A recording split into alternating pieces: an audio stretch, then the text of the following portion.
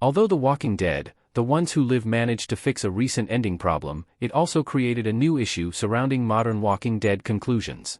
The Ones Who Live's ending wrapped up Rick and Michonne's CRM arc in a satisfying fashion and managed to overcome an issue that has plagued the franchise in recent years. While the other spin-offs like Dead City and Daryl Dixon have also had great receptions, they suffered from an ending problem that The Ones Who Live fixes, but Rick and Michonne's memorable conclusion also had its own struggles.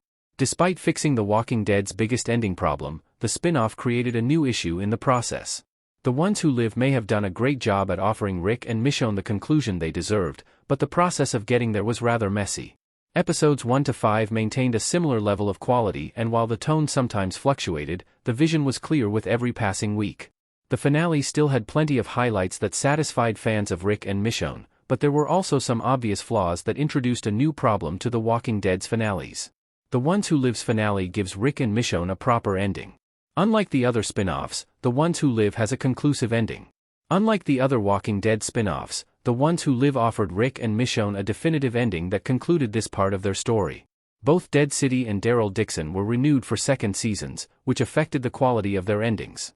Neither ending is disappointing, but they both avoid having proper conclusions as they spend some of the finale setting up more conflict for their second seasons.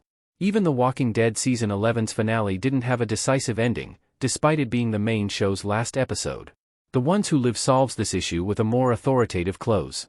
After defeating the CRM, Rick and Michonne reunited with Judith and RJ in The Ones Who Live's final scene, giving the Grimes family a warm end to their story. This still leaves the door open to their return but wraps up their story in a conclusive manner.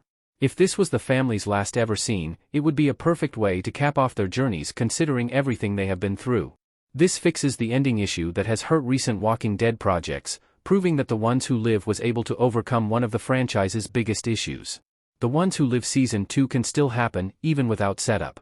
Rick and Michonne's story could easily continue in a second season. Rick Grimes and Michonne Hawthorne using the Echelon briefing in The Walking Dead The Ones Who Live Season 1 EP6 image via AMC. The Ones Who Live could still have a second season, even if there is little setup. Rick and Michonne's spin-off may have signaled the end of the CRM arc, but The Ones Who Live Season 2 could still be on the cards.